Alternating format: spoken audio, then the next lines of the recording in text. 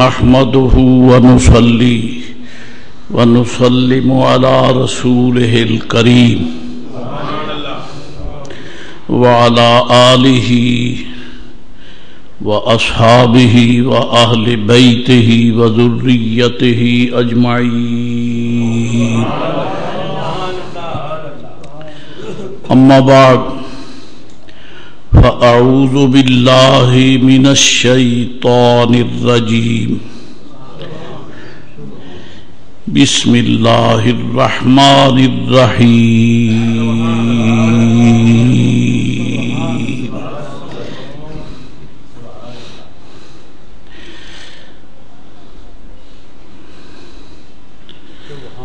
وَإِذِ ابْتَلَى إِبْرَاهِيمَ رَبُّهُ بِكَلِمَاتٍ فَأَتَمَّهُنَّ قَالَ إِنِّي جَاعِلُكَ لِلنَّاسِ إِمَامًا قَالَ وَمِن ذُرِّيَّتِي قَالَ لَا يَنَالُ عَهْدِ الظَّالِمِينَ.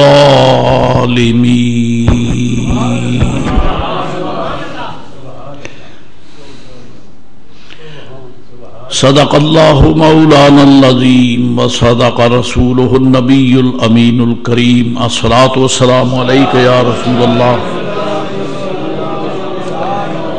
الصلاۃ والسلام علیک وعلی آلک واصحابک یا حبیب اللہ، الصلاۃ والسلام علیک وعلی آلک واصحابک یا حبیب اللہ.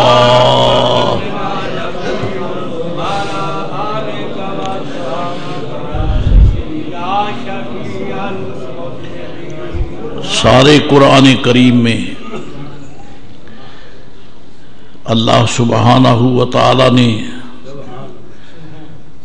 جہاں نبی رحمت علیہ السلام کو امر بالمعروف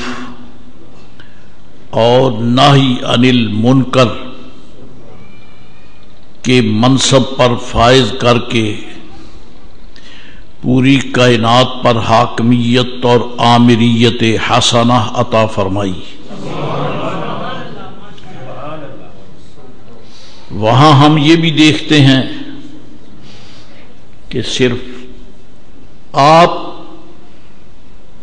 کی ذات مبارک اور آپ کے دین اسلام اور شریعت پاک ہی کا تذکرہ نہیں، بلکہ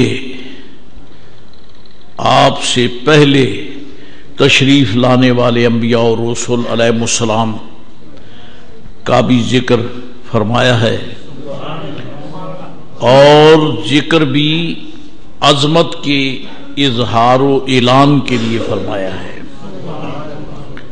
رب تعالی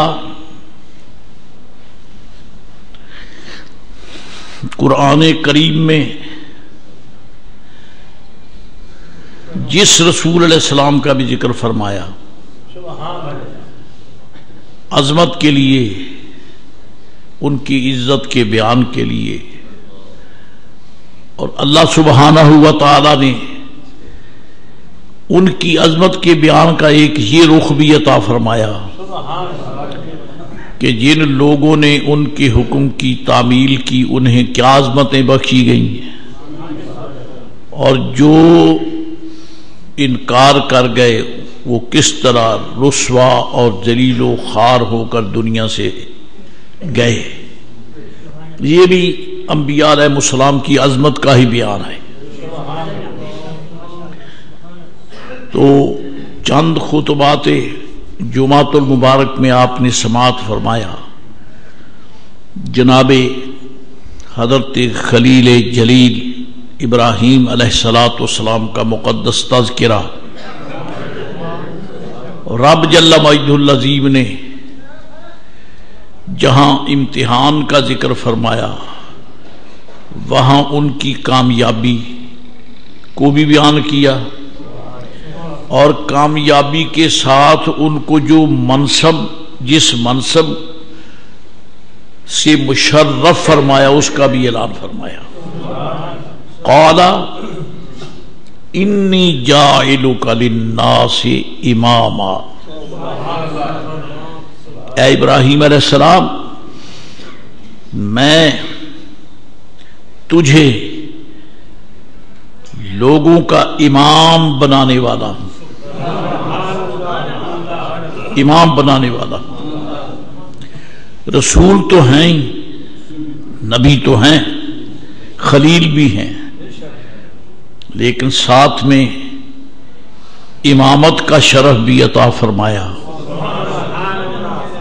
اور امامت ایک ایسا منصب ہے کہ بعد والے انبیاء علیہ السلام نے جب اپنی نبوت و رسالت کا ذکر فرمایا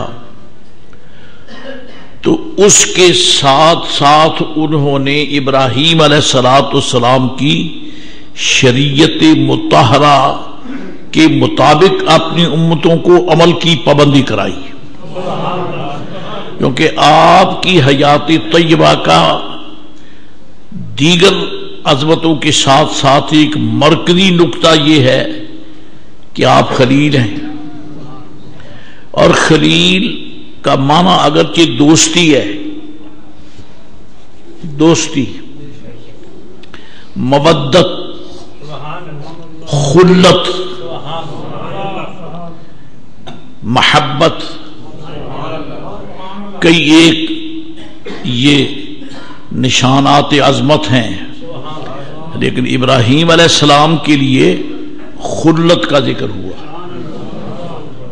جی اللہ تعالیٰ فرماتا ہے وَاتَّخَذَ اللَّهُ إِبْرَاهِيمَ خَلِيلًا،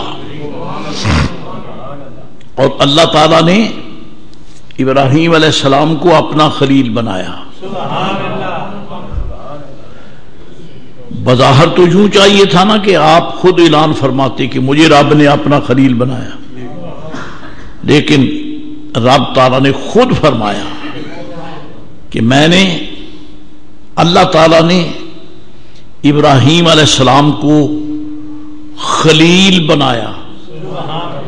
اور خلیل دوستی تو لوگوں میں ہوتی ہے، لیکن جس دوستی کا ذکر رب تعالیٰ نبیوں علیہ السلام کے حوالے سے کرتا ہے، دوستوں کی دوستی میں کئی مقام پہ پہنچ کر رخنہ اندازی ہو جاتی ہے، لیکن اللہ تعالیٰ کے رسول علیہ السلام کی دوستی جو ہے ذات حق سے، اس میں کوئی رخنہ نہیں ہوتا۔ رب تو بے نیاز ہے، وہ متاثر نہیں ہے، اللہ تعالیٰ کسی سے اثر قبول نہیں کرتا، وہ مؤثر مطلق ہے، وہ اثر ڈالتا ہے۔ متاثر اسے کہتے ہیں جو صاحب احتیاج ہو، اور مؤثر وہ ہوتا ہے جو حاجت روا ہو۔ اللہ تعالیٰ متاثر نہیں ہے، مؤثر ہے، اثر ڈالنے والا ہے۔ تو رب جل مجدہ العظیم نے جناب ابراہیم علیہ السلام کو جو بے شمار عظمتیں عطا فرمائیں، جگہ جگہ ان کی عظمت کا تذکرہ، جگہ جگہ ان کی شان کا، وہاں فرمایا کہ اللہ نے ابراہیم کو خلیل بنایا۔ اور خلیل کا سادہ سا ترجمہ یہ ہے، ایسا دوست جو اپنے دوست کے سامنے اپنی ملک کا دعویٰ بھی نہیں کرتا، بلکہ وہ یہی کہتا ہے کہ میرا سب کچھ بھی دوست کا ہے اور میں بھی دوست کا ہوں، میرا سب کچھ دوست کا ہے، حتیٰ کہ میں بھی دوست ہی کا ہوں۔ آپ دیکھ لیں کہ یہ سلسلہ کہاں سے شروع ہوا۔ جناب ابراہیم علیہ السلام جب آپ نے غار سے باہر تشریف لا کر صحن کائنات میں قدم رکھا تو پہلی آزمائش یہ ہو گئی کہ بت پرستوں کے بت پرستی کے گندے ماحول کا مقابلہ فرمایا، اور مقابلہ بھی ایسا کیا کہ ساری قوم شکست کھا گئی۔ حضرت کامیاب ہو گئی. بت پرستوں کی ساری قوم شکست کھا گئی. اب ان کی شکست ان لفظوں سے ظاہر ہے، توجہ کریں.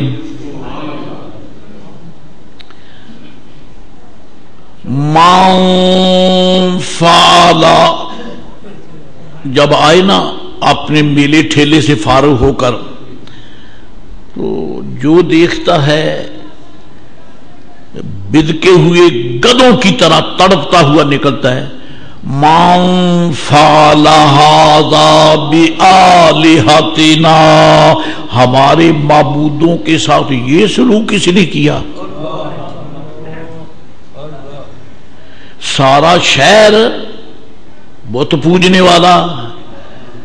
من فعل، فعل مفرد ہے، جمع نہیں ہے، یعنی ان بتوں کے خلاف سازش کرنے والا ایک ہی ہے.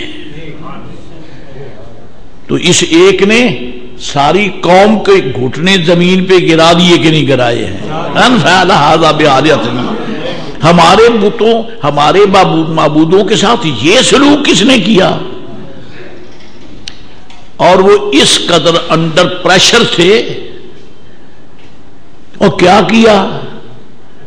تمہارے معبودوں کے ساتھ سلوک کرنے والوں نے کیا سلوک کیا؟ دوسرا پوچھتا ہے پہلے سے جو بھاگا آتا ہے گھبرا کر، وہ کیا ہوا؟ کہتا اندر جا کے دیکھ لے، پتہ چل جائے گا. اندر جا کے دیکھ لے. اب یہ کون کہے کہ یہ نقل کفر کفر نہ باشد؟ اس حوالے سے وہ جا کے دیکھ لے کیا کیا ہے، اندر جا کے دیکھ لے. وہ کہتا ہمارے خدا کی تو ناک ہی نہیں ہے، یہ ناک کس نے اڑا لی؟ کوئی کہتا ہمارے خداؤں کے کان کدھر گئے؟ کوئی کہتا ہے آنکھیں کس نے پھوڑ دی؟ کوئی کہتا ہے اس کی گردن کس نے اڑا دی؟ ہیں تو معاذ اللہ معبود کہلاتی. یہ کیا ہوا؟ اب زبان سے تو یہ کہنے سے رہے کہ ہمارے معبود کا کان کس نے کاٹ دیے، ناک کس نے اڑا دی. یہ تو نہیں کہتے من فعل، یہ کس نے کیا؟ جب ساری قوم جو تھی ان کے میلے ٹھیلے کا دن جو تھا، ان کے اضطراب اور پریشانی میں بسر ہو گیا، تو آخر کہنے لگے مان لو، چھپانے سے کیا بنے گا. قالوا سمعنا فتى يقال له إبراهيم، کہنے لگے سمعنا فتى، ہم نے ایک نوجوان کو دیکھا ہے، ہم نے ایک نوجوان کو دیکھا ہے، یذکرہم، جو ہمارے معبودوں کی برائی بیان کرتا ہے، انہیں برا کہتا ہے. یقال لہ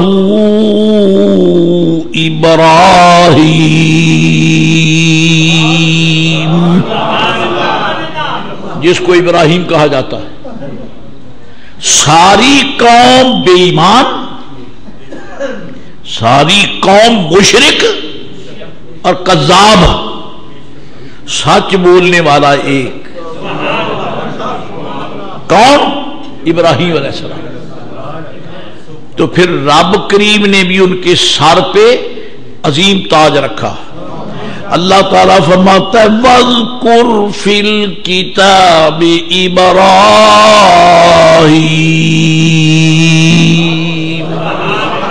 إِنَّهُ كَانَ صِدِّيقًا نَبِيًّا. کہنے لگے ہاں رب کریم نے فرمایا یا رسول اللہ وَاذْكُرْ فِي الْكِتَابِ إِبْرَاهِيمَ، یا رسول اللہ کتاب میں یعنی قرآن کریم میں ابراہیم علیہ السلام کا بھی ذکر کریں. معلوم ہوتا ہے کہ اللہ تعالیٰ کو اپنوں کا ذکر پسند ہے، اپنوں کا ذکر پسند ہے. حالانکہ وہ قرآن شریف میں فرماتا ہے اذکر اللہ، اللہ کا ذکر کرو، ہے نا قرآن شریف میں واذکر اللہ کثیرا، تھوڑا نہیں بہتا کرو. ادھر فرماتا ہے اللہ کا ذکر کرو، بہتا ذکر کرو، اور خود ہی فرماتا ہے واذکر فی الکتاب ابراہیم. یا رسول اللہ کتاب میں ابراہیم علیہ السلام کا بھی ذکر کریں. اب ادھر فرماتا ہے اللہ کا ذکر کرو، ادھر فرماتا ہے ابراہیم علیہ السلام کا ذکر کرو. آپ بس آگے میں تفصیل میں تو کیا جاؤں، اشارہ ہے. اللہ کا ذکر کرو امت سے فرمایا، اللہ کا ذکر کرو کس سے فرمایا؟ حضور کی امت سے فرمایا. یعنی امت میں جو مسلمان ہیں امت اجابت کو فرمایا، امت دعوت کو نہیں، امت اجابت کو. امت اجابت وہ ہے جنہوں نے حضور کو دل سے مان لیا. ان سے فرمایا اذکر اللہ، اللہ کا ذکر کرو، اللہ کا ذکر کرو. لیکن ابراہیم علیہ السلام کے لیے اللہ تعالیٰ اپنے محبوب سے فرماتا ہے وَاذْكُرْ فِي الْكِتَابِ ابراہیم. یا رسول اللہ کتاب میں ابراہیم کا بھی ذکر کریں. یارو اپنا ذکر امت سے کراتا ہے، خلیل کا ذکر حبیب کی زبان سے کراتا ہے، حبیب کی زبان سے کراتا ہے. کیوں کراتا ہے؟ تاکہ کائنات کو پتا چلے کہ وہ خلیل کتنا بلند ہے جس کا ذکر حبیب پاک کی زبان پہ آ رہا ہے.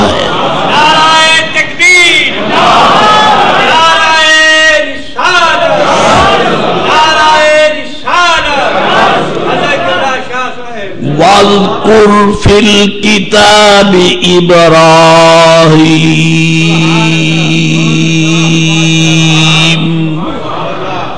نام تو سب کا ہی مشہور ہوتا ہے. آپ جہاں رہتے ہیں گلی میں آپ کو لوگ اسی نام سے یاد کرتے ہیں. ایک شخصیت ایسی ہوتی ہے جو زیادہ مشہور ہوتی ہے، اسے پورے محلے میں یاد رکھتے ہیں. ایک زیادہ مشہور ہے، اسے پورے شہر میں یاد رکھتے، اسے جانتے ہیں. اسی طرح بڑھتے بڑھتے آگے چلیے. لیکن میرے دوستو بزرگوارو، رب کریم نے فرمایا یا رسول اللہ آپ قرآن میں ابراہیم کا ذکر کریں. آپ قرآن شریف میں فی الکتاب، الکتاب سے مراد قرآن شریف ہے، الکتاب سے مراد قرآن شریف ہے. تو میرے آقا نے قرآن شریف میں حضرت ابراہیم علیہ السلام کا ذکر کیا. فرمایا کہ ابراہیم علیہ السلام کا ذکر میں نے نام اس لیے لیا ہے کہ ذکر وہ کریں جس سے آپ کی صفات جلیلہ کا پتہ چلے. نام کا تو سب کو پتہ ہی ہے، ابراہیم کے نام کا تو سب کو پتہ ہے، ذرا ان کی صفات کا بھی تذکرہ ہو جائے.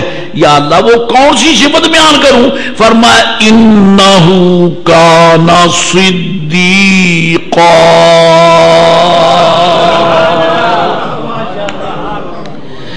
ابراہیم کون ہے؟ صدیق. کون ہے؟ صدیق. یہاں وقف نہیں ہے، صرف مسئلے کی وضاحت کے لیے. انہو کان صدیقا نبیا. ابراہیم علیہ السلام صدیق نبی ہیں، صدیق نبی ہیں، صدیق نبی ہیں. توجہ ہے نا؟ پہلے صدیق کا ذکر پھر نبی.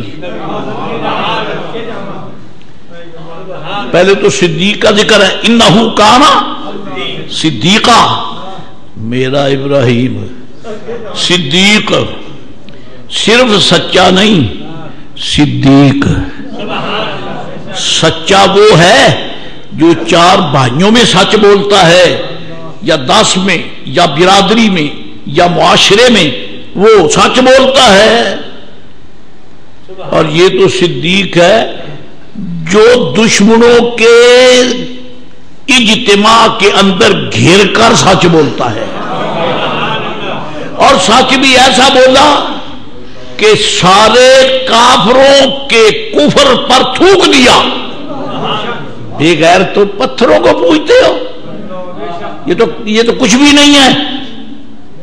اللہ وہ ہے جس کو میں بیان کروں، ہاں جی، یا یوں کہہ لو کہ اللہ وہ ہے جس نے مجھے صدیق بنایا ہے۔ انہو کان صدیقا نبیّا، یہ رب کریم نے نام دیا ہے۔ انہو کان صدیقا نبیّا، یہ اللہ کریم نے نام دیا ہے۔ اور میرے آقا نے علیہ السلام سرزمین عرب میں کھڑے ہو کر غلاموں کو یہ اعلان فرمایا، انہو کان صدیقا نبیّا۔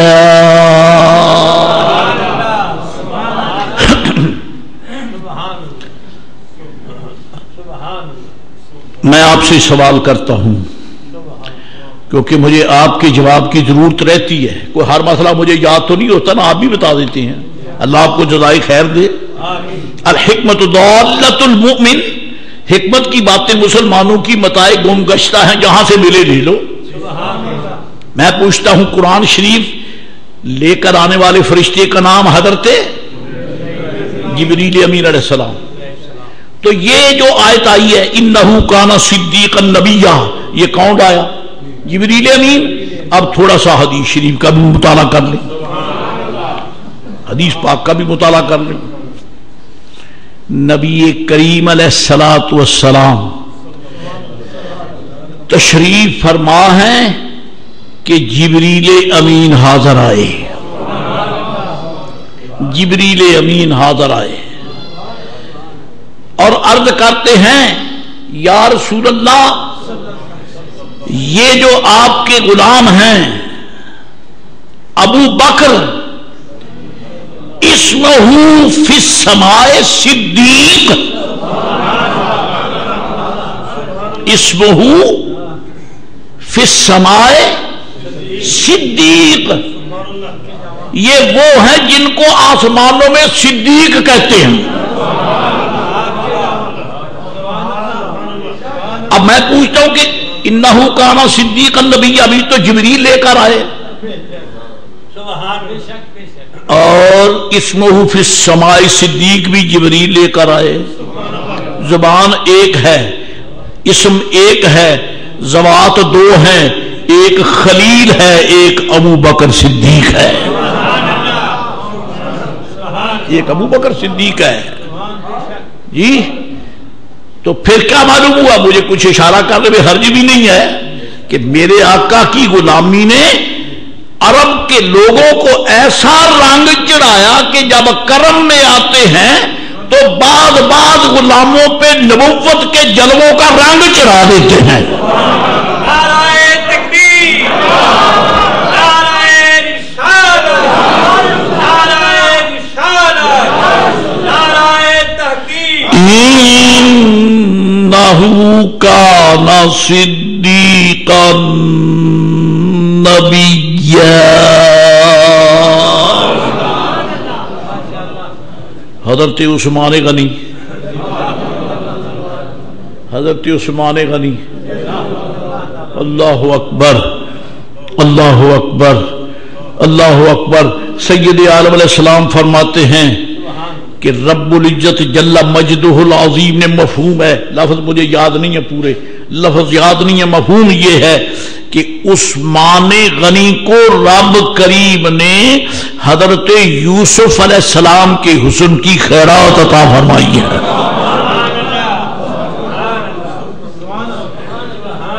عثمان غنی تھے تو پہلے بھی عثمان ابن عفان تھے تو پہلے بھی، لیکن اب سرکار یوسف علیہ السلام کے حسن کی تبانیاں کب چمکی؟ جب محمد عربی کی غلامی آ گئی،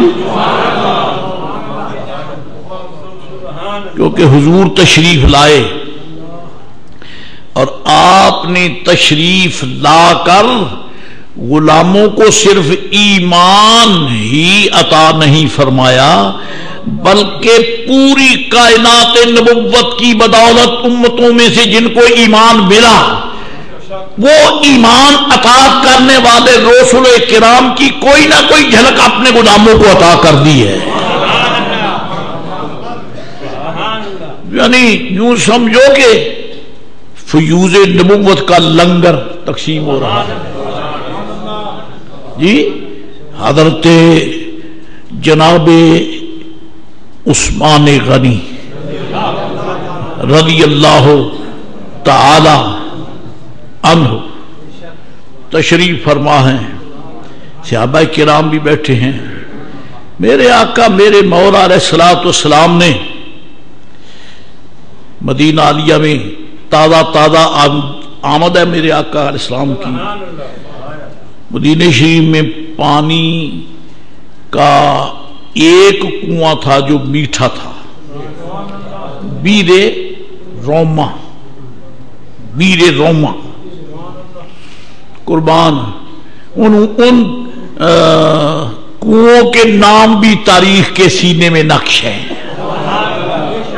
وہ تو کنواں ہے, وہ یارو جس چبوترے پر سرکار کے منگتے بیٹھتے تھے اس کا نام بھی زندہ ہے, اس کا نام بھی زندہ ہے, وہ چبوترا بھی زندہ ہے. بادشاہوں کے محل مٹ گئے, بادشاہ مٹ گئے, کھپ گئے, مر گئے, ختم ہو گئے, لیکن جس مقدس چبوترے پر ابو ہریرہ بیٹھتے تھے وہ آج بھی ہے. آج ہے. جس چبوترے پر انس بن مالک بیٹھتے تھے وہ آج بھی ہے. جس چبوترے پر نبی رحمت علیہ السلام کے غلامان باوفا بیٹھتے تھے آج بھی ہے. جن کے منگتے جہاں کہاں قدم لگا دیں اللہ تو ان چبوتروں کو مٹنے نہیں دیتا, مٹنے نہیں دیتا. اللہ سبحانہ و تعالی جل جلالہ و عم روالہ ان کو بقا, ان کو سلامتی عطا فرماتا ہے. حضرات گرامی قدر فرمایا کوئی ایسا دوست چاہیے کہ میرے غلاموں کو مدینہ شریف میں میٹھے پانی کی تنگی ہے اور جس کا وہ کنواں تھا یہودی کا, وہ بڑا بے یہودی شروع سے بے ایمان ہے.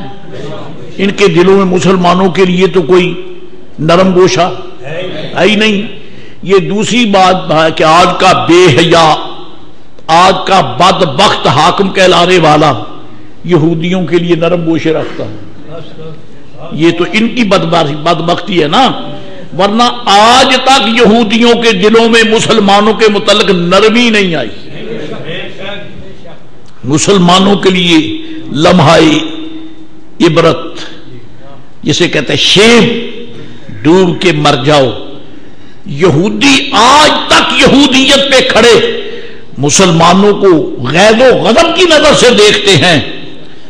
تم کیا بے حیا بن بیٹھے ہو, اسلامی ممالک کے تم ٹھیکیدار بنتے ہو اور سربراہ بنتے ہو, لیکن آج افسوس کہ پوری دنیا اسلام کے سربراہوں کے دلوں میں یہودیوں کے متعلق نرم گوشہ ہے, سخت گوشہ نہیں ہے. اب اس کو اگر میں چلاؤں تو خام خام میری بھی دلاداری, آپ بھی دکھ محسوس کریں گے.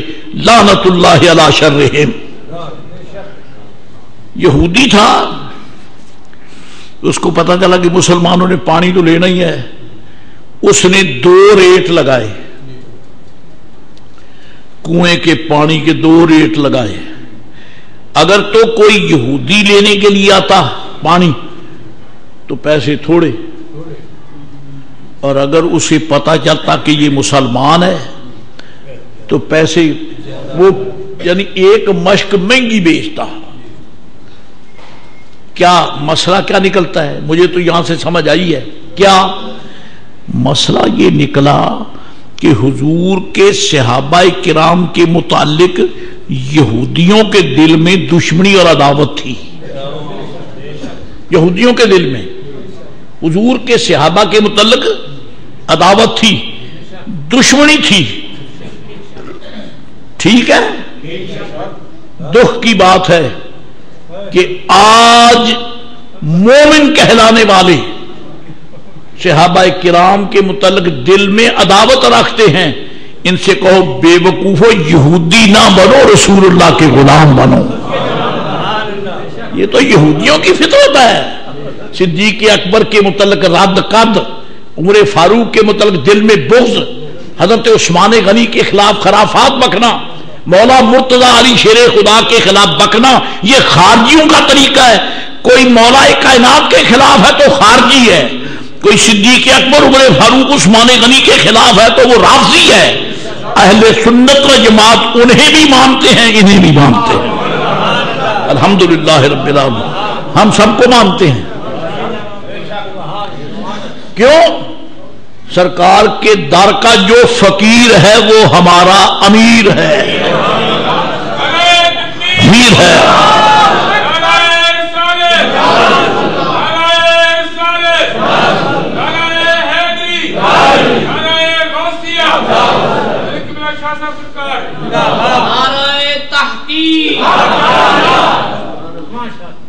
سکول میں پڑھا کرتے تھے، جب سے مجھے یہ شعر یاد ہے.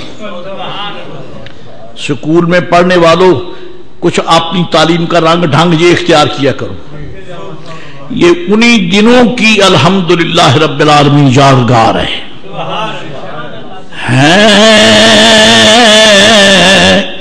کرنے ایک ہی مشعل کی، بو بکر و عمر عثمان و علی.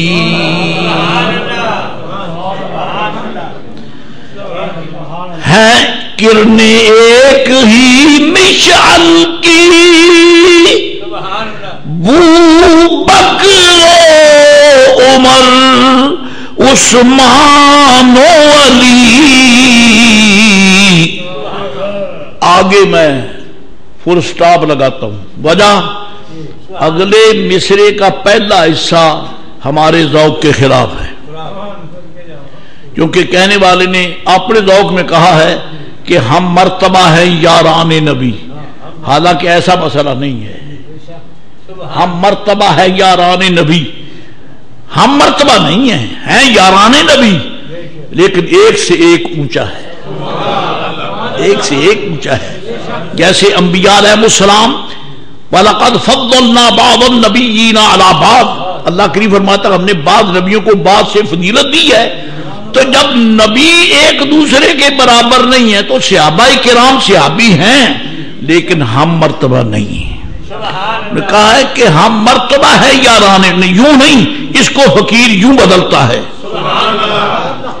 ہے کرنے ایک ہی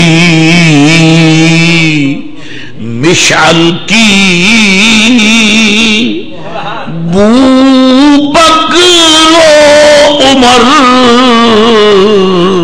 عثمان و علی.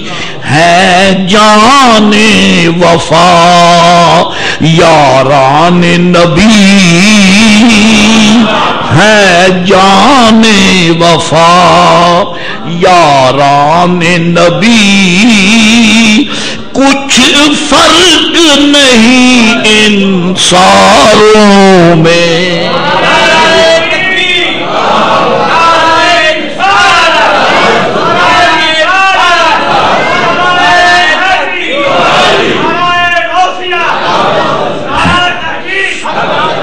ہے جان وفا یاران نبی، کچھ فرق نہیں ان ساروں میں. حضرت سیدنا عثمان غنی رضی اللہ تعالیٰ عنہ بھی ہیں، باقی غلام بھی بیٹھے ہیں. اور یہودی بدبخت نے نرخ جدا جدا لگا رکھا ہے. اگر برداشت کر لو تو ایک مسئلہ آپ سے بھی ہو جائے. اگر برداشت کر لو تو اچھا، نہیں کرو گے تو میں تو کہوں گا. اس کی وجہ مسئلہ جو ہے مسئلہ یہ ہے کہ جب آپ بازار میں بیٹھ کر سودا بیچتے ہیں تو پھر نرخ میں ڈیفرنس اور امتیاز نہ کیا کرو. سودے کا نرخ ایک ہی لگاؤ، خریدار اپنا ہو یا بیگانہ ہو، ایک لگاؤ. ایک اور دوسرا، سودا بیچنے کے باٹ اور لینے کے باٹ اور یہ بھی نہ کرو، یہ ایمان کے خلاف ہے. وَأَوْفُوا الْكَيْلَ إِذَا كِلْتُمْ وَزِنُوا بِالْقِسْطَاسِ الْمُسْتَقِيمِ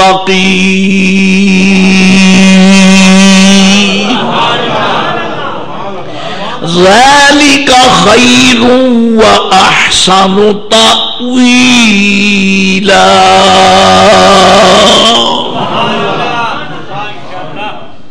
وَوَضَعَ الْمِيزَانَ أَلَّا تَطْغَوْا فِي الْمِيزَانِ وَأَقِيمُوا الْوَزْنَ بِالْقِسْطِ وَلَا تُخْسِرُوا الْمِيزَانَ.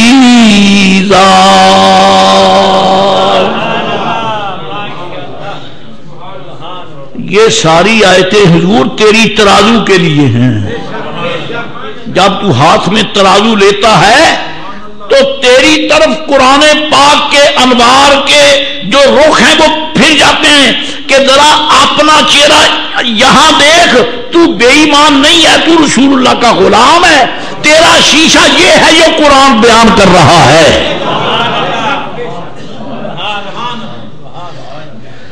دکانیں تو یہودیوں کی بھی ہیں، نصرانیوں کی بھی ہیں، سکھوں ہندوؤں کی بھی ہیں، ہے نا، لیکن تو مسلمان ہے، تیرے لیے قرآن کا شیشہ ہے. جب تو ترازو لے کے تولتا ہے، اللہ تعالیٰ کا قرآن تجھے فرماتا ہے اقیم الوزن بالقسط، اور سیدھی ترازو رکھ کے تولنا. تو محمد عربی کا نوکر ہے، تو حضور کا غلام ہے، تاکہ کسی کتے کو گھر بیٹھ کر یہ کہنے کا بھی موقع نہ ملے لو کلمہ نبی کا پڑھتا ہے، تول کام کرتا ہے. تجارت کرو لیکن کسی کو لوٹنے کے لیے تجارت نہ کرو. تجارت کرو، کسی کو دھوکہ دینے کے لیے تجارت نہ کرو، کیونکہ اتنا زبردست نقصان ہوگا کہ جس کو کوئی پورا کر سکتا ہی نہیں ہے. کیا نقصان ہوگا؟ یہ میرے دائیں بائیں منڈی کی مسجد، الحمدللہ مسجد کے دائیں بائیں کاروبار ہیں. بارہا کہہ لیا کہ کم از کم جمعۃ المبارک کے لیے 1-1.5 گھنٹہ کاروبار بند کر دیا کرو. لیکن افسوس، نہ دکانداروں کو شرم ہے نہ کاروبار کرنے والوں کو شرم ہے.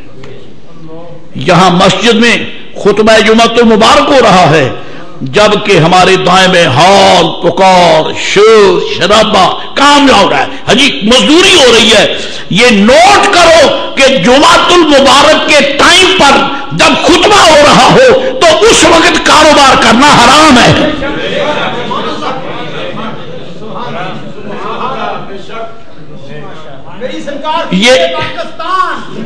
یہ فقیر کا فرض ہے، کیونکہ فقیر پڑوسی ہے آپ کا، اور پڑوسی کی خیر خائی میرے ایمان میں داخل ہے.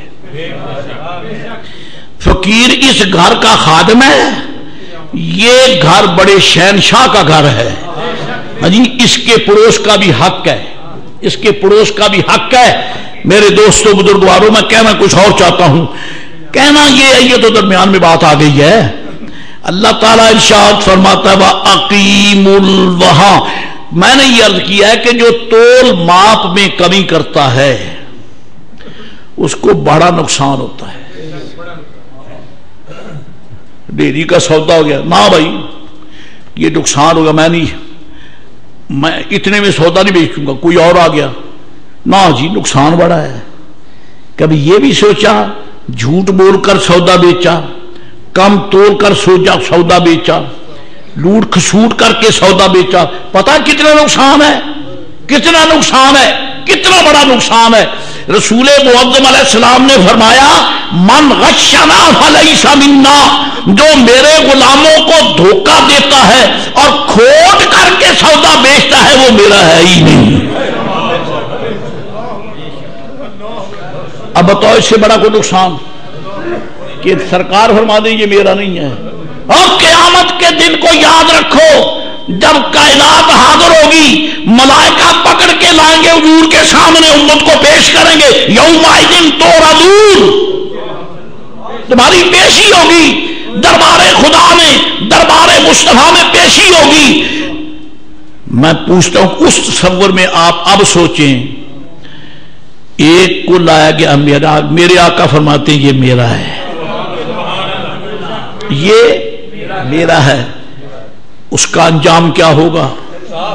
اور ایک وہ لایا گیا جس کو سرکار فرماتے لے جاؤ سوکن یہ میرا ہے ہی نہیں، اس کا انجام کیا ہوگا؟ کچھ فرق ہے؟ اور یہ پاؤنڈ، یہ تیرے روپے، یہ تیرا سونا چاندی، یہ تیرا بینک بیلنس اور یہ تیری جائیداد یہی رہ جائے گی۔ اگر ملا تو تجھے 2 گز بھر کپڑا ملے گا، کچھ اور بھی ملے گا؟ نہیں ملے گا۔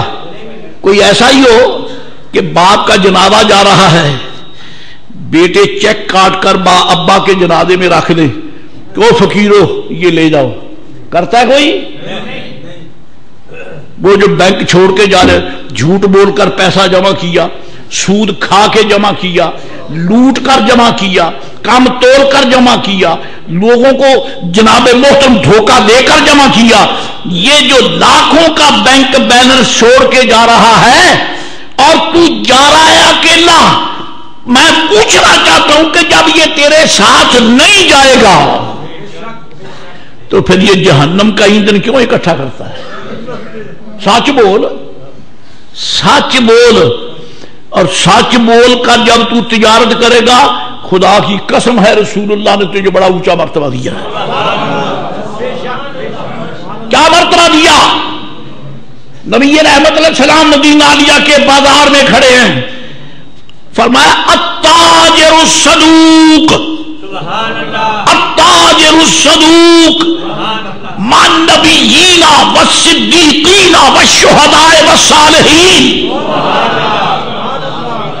اور کہا قال صلی اللہ علیہ وسلم، فرمایا او تاجرو سن لو، سچ بولنا، کیا کرنا؟ سچ بولنا۔ کیا ملے گا؟ ہم ڈیبٹ کریڈٹ کے پابند ہیں، کیا ملے گا؟ کتنا نفع ہوگا؟ نقصان تو نہیں ہوگا، ہوگا تو کتنا ہوگا؟ ہم تو اس پہ مرتے ہیں۔ میرے آقا فرمایا سنو، سچ بول کے تجارت کرو گے، قیامت کے دن اللہ فرمائے گا میرے ان غلاموں، محبوب کے غلاموں کو پکڑو، جہاں موسیٰ علیہ السلام کھڑے ہیں ان کے قدموں میں کھڑا کر دو،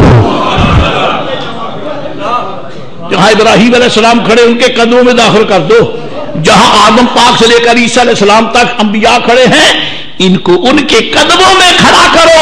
مولا کیا نبی بن جائیں گے؟ فرمایا نہیں، نبی تو نہیں بنیں گے، ہیں تو امتی، پر سید الانبیاء کے امتی ہیں، انبیاء کے امتی ہیں۔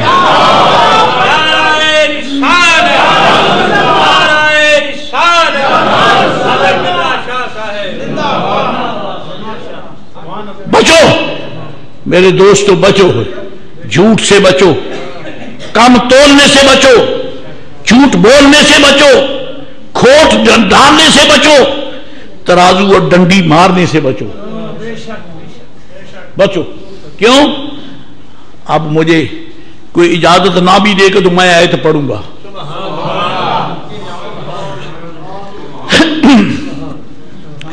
قرآن شریف میں پہلی دعا، پہلی سورت کون سی ہے؟ سورت فاتحہ، الحمد شریف۔ اور سنیوں کی تو بڑی پیاری سورت ہے، سارا قرآن ہی پیارا ہے۔ پر سنی تو سورت فاتحہ بہت ہی پڑھتے ہیں. اگر کوئی خوش نصیب فوت ہو جاتا ہے نا تو 3 دن اتنی فاتحہ پڑھتے ہیں کہ لوگ جل جل کے مر جاتے ہیں، یہ نہیں ہٹتے. جو بھی آتا ہے کلام بخشو، کھڑے رہ گئے ہو، سنی بن کے مرو، بعد والے قرآن تو سنائیں گے نا.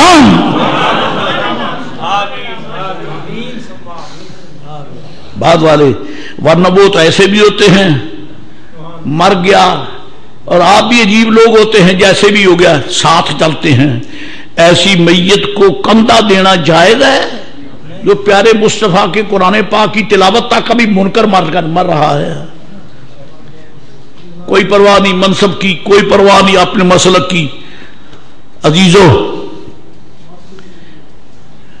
فاتحہ پہلی سورت فاتحہ، اور پہلی سورت کی پہلی دعا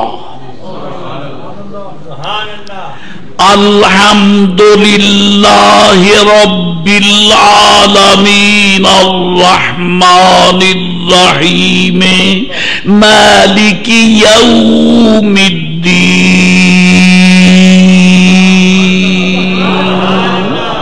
ایاک نعبد وإیاک نستعین اهدنا الصراط المستقیم.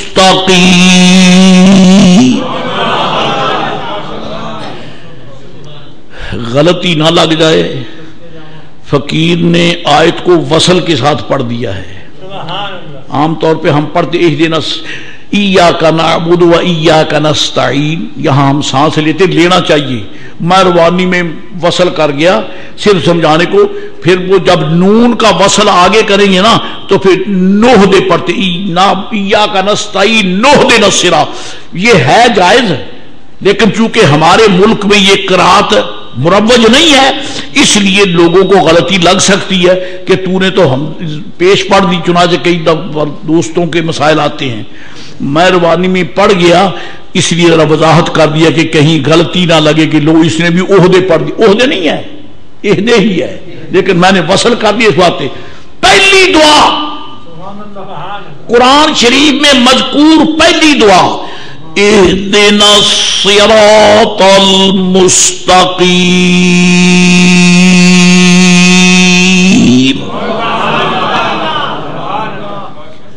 کیا ترجمہ ہے؟ یا اللہ ہمیں سیدھی راہ کی ہدایت دے. المستقیم کا معنی بولو، سیدھی راہ. اہدنا الصراط المستقیم، میرے دوست نے، میرے عزیز نے، میرے بڑے محترم نے، میرے ساتھیوں نے، بورے والا کے تاجروں ڈیلروں نے اور مضافات میں سے آنے والے دکانداروں نے جب پڑھا قرآن شریف، صبح سنتے پڑھی تو اہدنا الصراط المستقیم، اور خوش نصیب نے تہجد پڑھی تو اہدنا الصراط المستقیم.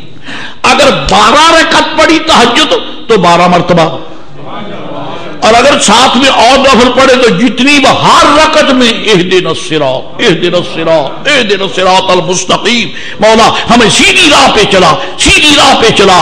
پڑھ پڑھ پڑھ پڑھ کے جب فجر کا ٹائم ہوا، امام صاحب مصلی پہ آئے، اللہ اکبر جب سنتا تو وہ بھی یہی کہتی اہدنا الصراط المستقیم. 2 رکعت فرض ہیں، 2 سنتے وقدہ وہ بھی پڑھ لی، وہ بھی اہدنا الصراط المستقیم، اور 2 فرضوں میں بھی اہدنا الصراط المستقیم. اب گنا نہیں جا سکتا کتنی دعائیں. یا اللہ سیدھی راہ چلا، یا اللہ ہمیں سیدھی راہ چلا، یا اللہ ہمیں سیدھی راہ چلا. مانگی دعا کے نہیں مانگی، اور مانگی اس سے ہے جو دلوں کی جانتا ہے. اس سے دعا مانگی ہے جو دلوں کی جانتا ہے. اہدنا الصراط المستقیم. مولا ہمیں سیدھی راہ چلا. اب تو کس سے دعا کرتا ہے؟ جو تیرے دل کی جانتا ہے. اب اگر تیرے دل میں یہ ہے کہ مجھے سیدھی راہ چلا، لیکن جب دکان پہ بیٹھوں گا تو ڈنڈی سیدھی نہیں ہوگی، ڈنڈی ٹیڑھی ہوگی. خدا لگتی کہنا، یہ خدائی دربار میں ٹھگی نہیں، حاکم الحاکمین کے ساتھ غداری نہیں. ادھر کہتا ہے مجھے سیدھی راہ چلا، تو کیا وہ نہیں پوچھے گا کہ مجھے تو کہتا ہے سیدھی راہ چلا، تیری گنڈی کدھر گئی ترازو کی؟ جب تو یہ کہتا ہے کہ مجھے سیدھی راہ چلا، تو پھر تیرا عزم صمیم ہونا چاہیے کہ مولا میں بھی عرض کرتا ہوں توفیق تو دے، میری ساری زندگی صراط مستقیم پہ چلے گی۔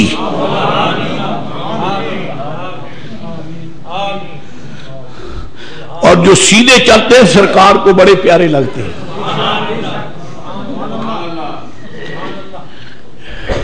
اتنا بہت ہے، دکاندار کہیں گے یہ تو لاٹھ لے کے پیچھے ہی پڑ گیا۔ اچھا کہیں تو کہیں مجھے تو دعائی دینا ہے نا، قیامت کے دن تیری بھی پیشی ہے، میری بھی پیشی ہے۔ میں تو اپنی عاقبت کے لیے، خدا کی قسم ہے، میں خود کو، اب مجھے قسمیں کھانے کی ضرورت نہیں ہے، میں آپ سے جو سنی مسلمان ہے، سنی یہ یاد رکھیں، سنی مسلمانوں سے میں اپنے کو بہتر نہیں سمجھتا، واللہ آپ بہتر ہیں، آپ مجھ سے اچھے ہیں، آپ مجھ سے اعلیٰ ہیں، لیکن میں کیوں دعائی دیتا ہوں؟ آپ نے مجھے یہ منصب سونپا ہے کہ یہاں بیٹھ کر محمد عربی کی اداؤں کا ذکر کرو، تو میرا فرض ہے، میرا فرض ہے، میرا فرض ہے۔ اے کاش جب سارا دن بچوں سے غائب رہ کر تو اپنے گھر جا کے کھانا کھائے تو تو اپنے بچے کے منہ میں جو لقمہ ڈالے وہ حلال کا لقمہ ہو، اپنی امی جان کو جو کھانا پیش کرے وہ حلال ہو، اپنے ابا کو پیش کرے وہ حلال ہو، اپنی اہلیہ کو پیش کرے وہ حلال ہو۔ حلال لقمہ کھانے والوں، نفل پڑھ کے بندہ اتنا اونچا نہیں ہوتا جتنا حلال کھانے سے ہوتا ہے۔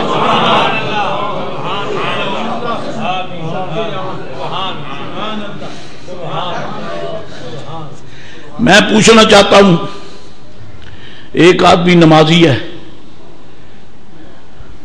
خدا کرے 2-4 صفحے آمین باقی چپ، اللہ کرے سارے نمازی ہوں،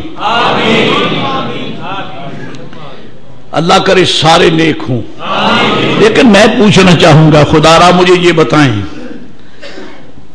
اللہ کریم نے قرآن شریف میں حوالہ دیا ہے کہ نماز پڑھا کرو، میرے سارے نبی نمازی ہیں، کچھ یہ مجھے علم عطا کریں، اللہ آپ کو جزا دے، یہ حوالہ دیا رب نے کہ نماز پڑھو میرے سارے نبی، نفل پڑھا کرو میرے سارے نبی نفل پڑھتے رہے، ہے کوئی حوالہ؟ نہیں ہے، تو پھر میں حوالہ دیتا ہوں، پھر میں حوالہ دیتا ہوں، کیا؟ حلال کھاؤ، حلال کھاؤ، پاک کھاؤ۔ اللہ فرماتا ہے تمہیں پتہ نہیں میں نے تمہیں پاک رزق کا حکم دے کر تمہیں کتنی بڑی عزت دی ہے۔ آدم علیہ السلام سے لے کر عیسیٰ علیہ السلام تک سارے نبیوں کے دسترخوان دیکھ لو، سارے ہی پاک کھاتے ہیں۔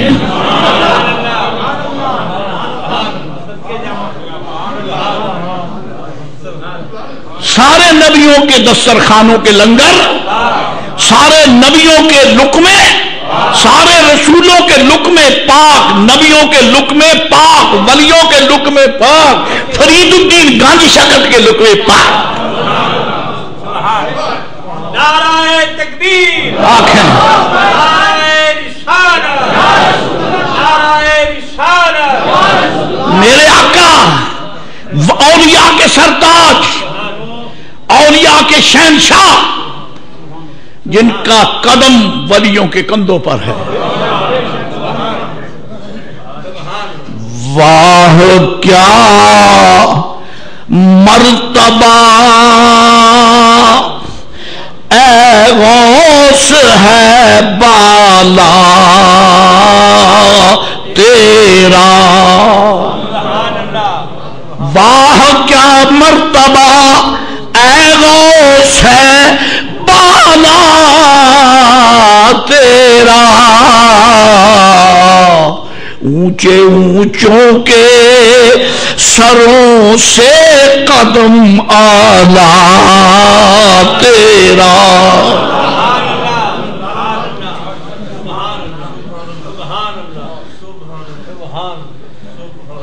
اللہ اکبر.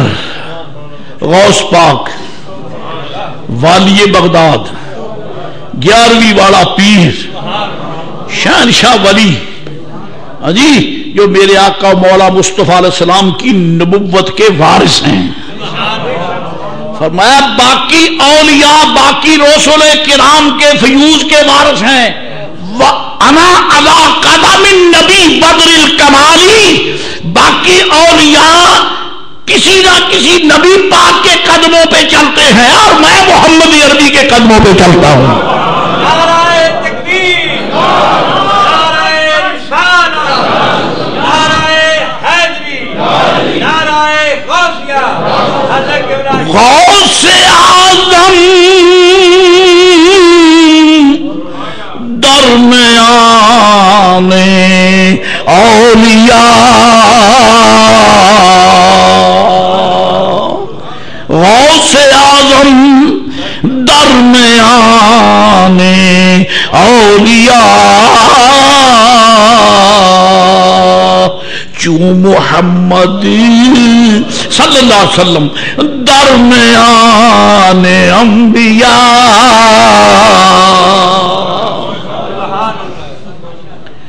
غوث پاک رضی اللہ تعالیٰ عنہ خلیفہ وقت، اس وقت کا امیر المومنین، آج صدر کہہ دیتے ہیں، اس وقت یہ کہتے تھے. وہ ملنے کے لیے آیا، سلام کرنے کے لیے. اور صوفیاء کی دو قسمیں ہیں، صوفیاء کی دو قسمیں ہیں. بعض تو وہ صوفی بزرگ ہیں جو بادشاہوں کے پاس بالکل نہیں جاتے، نہیں جاتے. کیوں؟ تاکہ قدموں میں بیٹھنے والے مریدوں کو پتہ چل جائے کہ امیر لوگوں کی دولت کو دیکھ کر ان کے پاس جانا یہ ولی کے ساتھ رابطے کو منقطع کر دیتا ہے. میری گفتگو کا رخ تھوڑا سا بدل رہا ہے، لیکن کیا کروں، ہمیں جب دیکھتے ہیں کہ ہم تو لبے دریا پیاسے مر رہے ہیں تو دکھ ہوتا ہے. اللہ والو ہم تو سنی ہیں، سنی اولیاء کو مانتے ہیں، اب خدا را کم از کم اولیاء کی سیرت طیبہ کو تو آنکھوں کے سامنے رکھا کرو. بات تو وہ صوفیاء اولیاء جو بادشاہوں کے پاس ہیں، بلکہ وہ تو ایسے زبردست ہوتے ہیں وہ بادشاہوں کو بھی اپنے پاس نہیں آنے دیتے ہیں.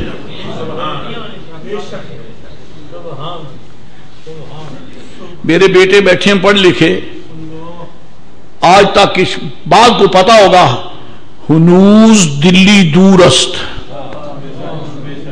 یہ کس موقع پر اور کس نے کہا؟ ہنوز دلی دور است کس نے کہا، کب کہا؟ کوئی علم نہیں ہے میرے بچوں کو الا ماشاء اللہ. اے کاش یہ حسن کے نقشے ہم نے اپنی نظروں میں دیکھے ہوتے، ہمیں پڑھانے والے پڑھاتے، قوم کے بچوں کے ذہن کی تقدیس، تطہیر، تزکیہ، تجلیہ، تحلیہ ہوتا. یہ سارے سیغے تصوف کے ہیں جو فقیر نے آپ کے سامنے الاپ دیے. ترجمہ مجھے آئے نہ آئے لفظ انہی کے ہیں.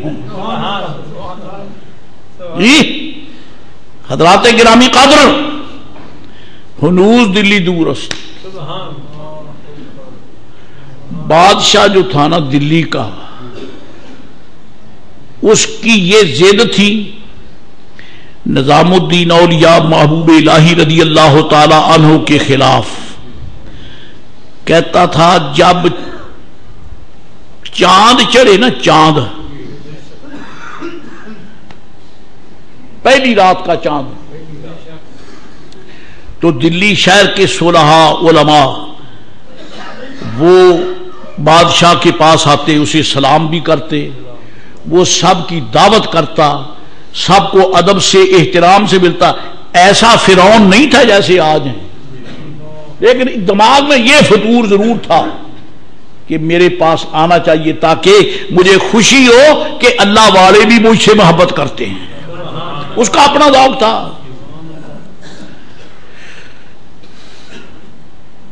اکثر و بیشتر نظام الدین اولیاء محبوب الہی اپنے ایک خادم کو بھیجتے جس کا نام اقبال تھا،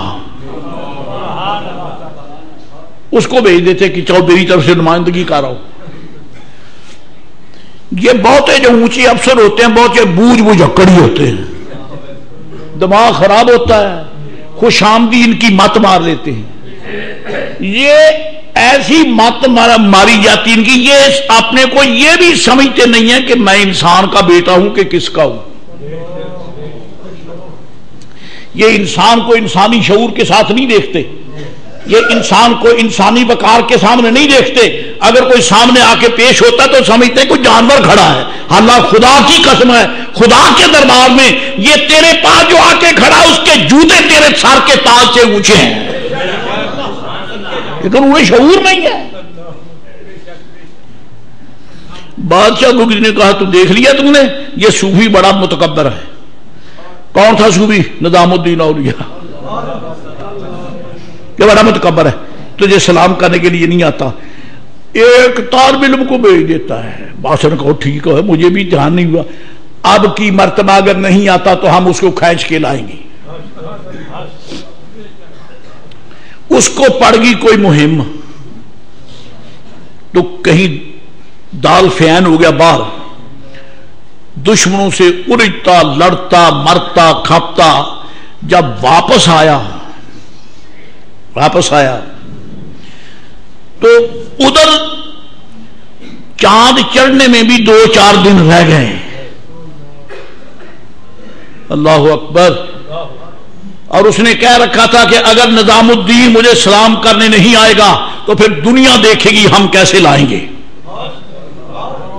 دنیا دیکھے گی۔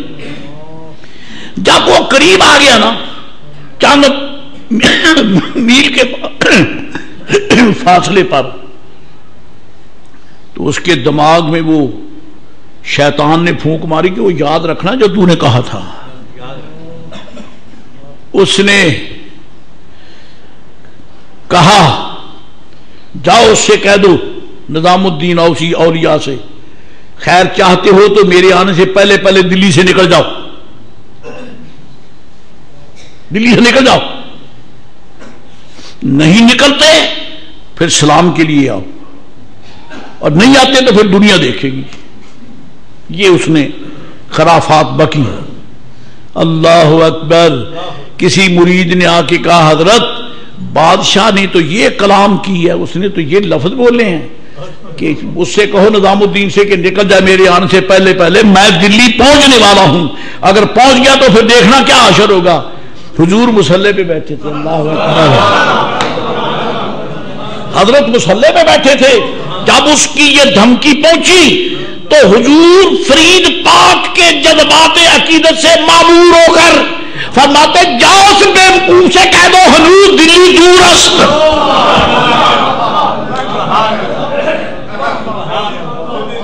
حضور ہنوز دلی دور است، فرمایا اس بیوقوف کو کہہ دو ابھی دلی دور ہے، ابھی دلی دور ہے۔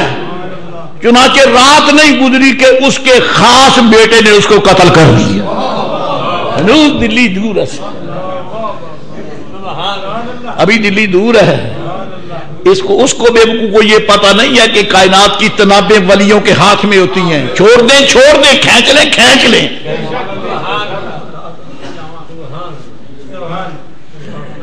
اور یہاں مسئلہ ایک اور بھی ہے، کیسے چھوڑ کے جاؤں سنانا ہی پڑے گا۔ فرماتے میرا معمول یہ تھا، لوگ جاتے بادشاہ کو سلام کرنے، میں امی جان کے مزار پہ جاتا۔ نظام الدین اولیاء رضی اللہ تعالی فرماتے میں امی جان کے مزار شریف پر جاتا اور سلام کرتا، قرآن شریف پڑھتا، دعا مانگتا۔ جب مجھے اس کی دھمکی پہنچی نا تو میں امی جان کے مزار شریف پر گیا۔ اس کا ناقل دنیا اسلام کا عظیم محدث مفسر صاحب حضوری شیخ عبدالحق محدث دہلوی امی جان کے مزار مبارک پہ چلے گئے اور فرماتے میں نے جا کے کہا امی جان اگر چاند طلوع ہونے سے پہلے پہلے بادشاہ کا قصہ تمام نہ ہوا اور اس کے شر سے مجھے نہ بچایا آپ نے، تو پھر میں آپ کی زیارت کے لیے میں نہیں آؤں گا کبھی۔ یہ ناز کی بات تھی، اماں سے ناز تھا، اماں سے ناز تھا۔ اماں میری ولیہ تو نہیں ہے نا، ماں بھی تو ہے نا، تو بچوں کے ناز و ادا ہوتے ہیں اپنی ماں سے۔ میں پھر نہیں آؤں گا سلام کرنے، نظام الدین کی انتظار کرنا، پھر سلام کے لیے نہیں آؤں گا، یا اس کا کام تمام ہو جائے۔ فرماتے ہیں 2-3 گزرے ہیں کہ بیڑا غرق ہو گیا، میں جا کے سلام کی، امی جان اللہ جزا دے، کام پورا ہو گیا ہے۔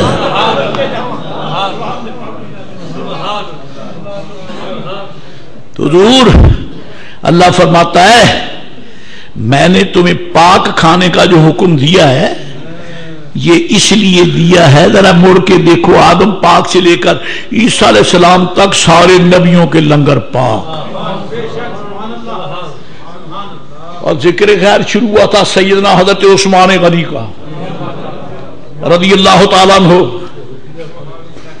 میرے آقا علیہ السلام نے فرمایا، ہاں وہ یہودی کہنے لگا، میں تو اسے فرمایا گا کوئی عقل کی بات کر، جو ایک موضوع ہو مشہور و متعارف ہو مارکیٹ میں، اسی کے مطابق چلو۔ تو تھا نہیں، مسلمانوں کے لیے ریٹ مہنگا اور یہودیوں کے لیے سستا۔ میرے آقا نے فرمایا کون ہے کون ہے جو جنت کے عوض کنواں خریدے؟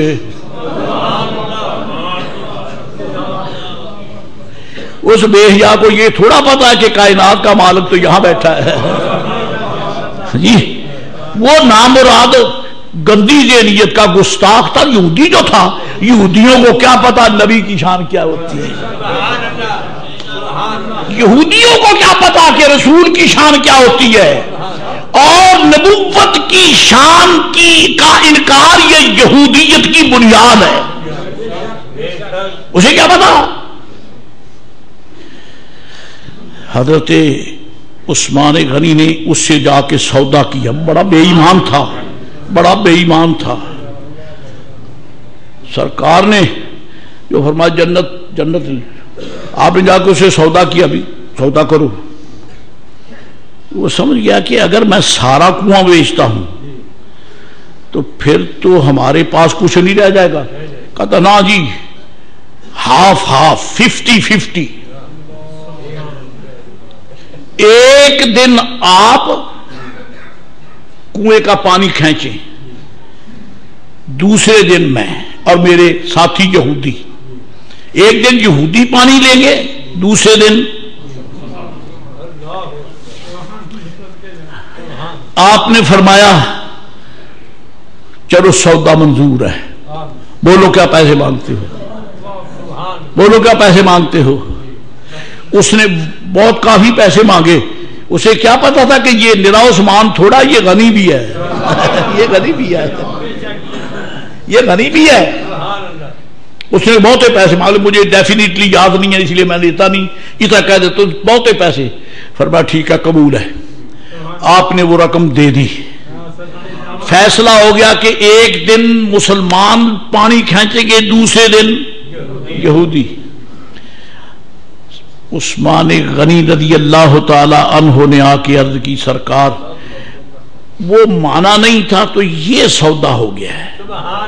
آدھا ہاں جی، ایک دن میرے ساتھی مسلمان صحابہ کرام پانی نکالیں گے، دوسرے دن وہ۔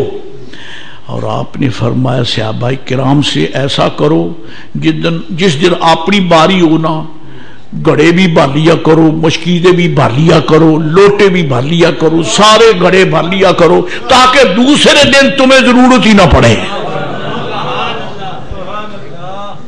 دوسرے دن ضرورت ہی نہ پڑے۔ وہ تو جناب سرکار نے مارکیٹنگ میں ایسا دھچکا دیا تو بے ایمان کا کاروبار فیل ہو گیا۔